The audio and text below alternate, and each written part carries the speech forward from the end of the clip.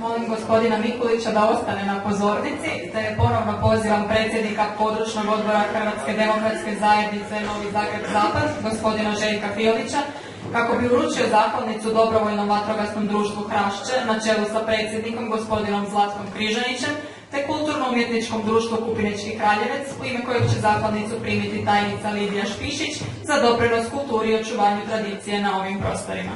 I ja molim našu buduću gradonačelnicu da nam se pridruži, vjerojatno će im biti ljepše kad im ona čestita isto.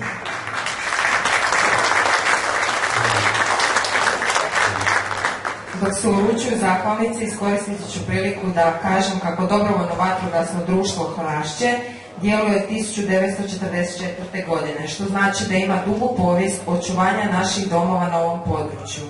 Jedno je od najboljih vatrogasnih društava na području vatrogasne zajednice grada Zagreba.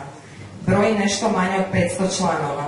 Prisutni su na brojnim intervencijama uz bok javnim profesionalnim postrojbama. U operativnom sustavu dobrovoljnog vatrogasnog društva Hrašće djeluje više profesionalnih vatrogasaca koji se mogu pohvaliti najsuvremenijom opremom.